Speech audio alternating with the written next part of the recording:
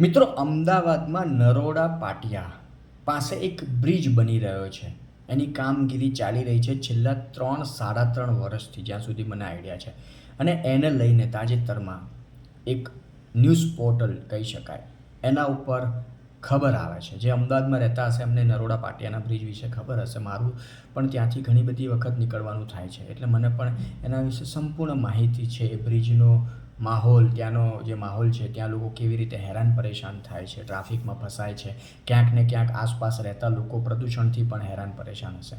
હવે web portal પર તાજેતરમાં જે રિપોર્ટ સામે આવે છે કે મંથર ગતિએ જે કામ ચાલી રહ્યું છે એના લીધે જે કંપની છે જેને કોન્ટ્રાક્ટ આપવામાં આવ્યો છે એને 50 લાખનો દંડ ફટકારવામાં આવ્યો છે. કારણ કે 26માં જૂન જુલાઈ 2026ની આસપાસ એ બ્રિજ બની જવાનો હતો, એની ટાઈમલાઈન હતી. પણ હજી 1 વર્ષ મોડું થશે. મતલબ જૂન જુલાઈ 2027 સુધી એ વાત જતી રહી. મતલબ હજી એ બાજુથી નીકળનારા જે લોકો છે એમણે 1 વર્ષ હજી હેરાન પરેશાન થવાનું છે. હવે 50 લાખનો દંડ ફટકારવામાં આવ્યો, પણ એનાથી શું થાય? આજે એક બ્રિજ જો 3-3.5 વર્ષથી બની રહ્યો હોય, હા, એમાં વન વિભાગને લઈને કંઈક અડચણ હતી, પણ 2 મહિના પહેલાં ગુજરાતના એક જાણીતા અખબારમાં એને લઈને રિપોર્ટ આવે છે કે વન વિભાગની જે પરમિશનની મગજમારી હતી એ પૂર્ણ થઈ ગયેલી છે, છતાં પણ કામ મંથર ગતિએ ચાલે છે.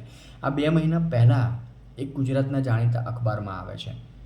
ત્યારે હું સમયના અભાવે વિડીયો નથી બનાવી શક્યો, પણ ફરી એકવાર જ્યારે 2-3 મહિને આ સમાચાર આવે છે એક વેબ પોર્ટલ પર દંડ ફટકારવાના સમાચાર, તો મને એમ લાગે છે મારા પર વાત કરવી જોઈએ કે 50 લાખનો દંડ ફટકાર્યો. અને એ પણ શું ફટકાર્યો નહીં ફટકાર્યો કોને ખબર. સામાન્ય જનતાની સામે તમે વસ્તુ મૂકી દીધી.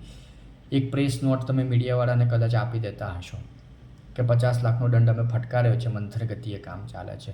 તમે ડિટેલ આપો સામાન્ય જનતાને હવે કે ખરેખર તમે એ કંપનીને 50 લાખનો દંડ ફટકાર્યો છે કે ખાલી વાર્તા લોકોને ઉલ્લુ બનાવવાની, કે પછી લોકોને એમ કહેવાય ને દિલાસો લોકો પાસે સેન્ટિમેન્ટલ એ કરવાની, સેન્ટિમેન્ટ બ્લેકમેલ કરવાની કે ભાઈ બની જશે, ચિંતા ના કરો, અમે દંડ ફટકાર્યો છે કંપનીને. 3-3.5 વર્ષ સુધી જો એક બ્રિજ ના બનતો હોય, લોકો હેરાન પરેશાન થતા હોય, તો શું જોઈને આપણે વિશ્વ સ્તરની વાતો કરીએ છીએ, ગ્લોબલ ઇવેન્ટ અમદાવાદમાં લાવવાની વાતો કરીએ છીએ. આજે અમદાવાદ માનીએ કે પહેલાં કરતાં ઘણું બદલાયું છે, પણ અમુક જગ્યાએ જ્યાં વિકાસ થયો છે, પણ ઘણી બધી જગ્યાએ એવી છે જ્યાં આજે પ્રાથમિક સુવિધાનો અભાવ છે આજે પણ.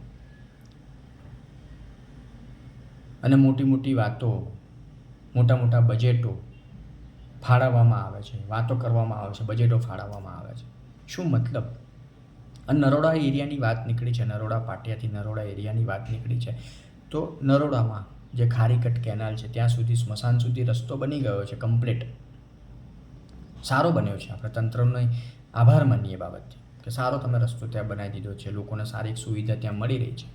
પણ સ્મશાન 4 રસ્તાથી આગળનો જે ભાગ છે, જે હંસપુરા એરિયામાંથી નીકળીને નરોડા મુઠિયા તરફ જાય છે, ત્યાં હજી મંથર ગતિએ ક્યાંક ને ક્યાંક એ ખારીકટ કેનાલનું કામ ચાલી રહ્યું છે. એના ઉપર રોડ બનવાની કામગીરી એકદમ મંથર ગતિએ ચાલી રહી છે, એકદમ શરૂ જ નથી થઈ એમ કહી શકાય.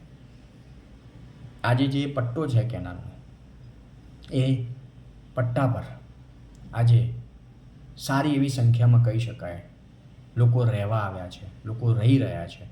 આજે એ કેનાલનો જે ભાગ છે ત્યાં ગંદકી છે, ગંદકીનું સામ્રાજ્ય છે. ચોમાસામાં તમે વિચારો કેવી હાલત થતી હશે જ્યાં ત્યાં નજીકના પટ્ટામાં લોકો રહેતા હશે. મેં કહ્યું આગળ મોટી સંખ્યામાં લોકો રહે છે, પણ તંત્ર ઘોર નિંદ્રામાં છે.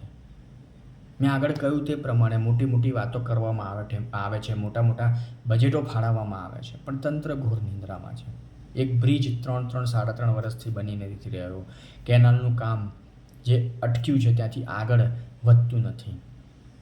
ઘણી બધી સમસ્યાઓ આમ તો અમદાવાદમાં છે. રોડ રસ્તા તૂટી જાય છે. મેં આગળ કહ્યું તે પ્રમાણે પ્રાથમિક સુવિધાનો અભાવ આજે પણ છે એરિયાઓમાં, ઘણા બધા એરિયા એવા છે. તમારો અભિપ્રાય, જો તમે પણ નરોડા પાટિયાથી નીકળો છો, તમારું કદાચ એ એરિયામાં જવાનું થતું હોય, તો મને જણાવજો તમારો અભિપ્રાય. તમે શું વિચારો છો આ મંથર ગતિએ જે કામ ચાલી રહ્યું છે એના વિશે?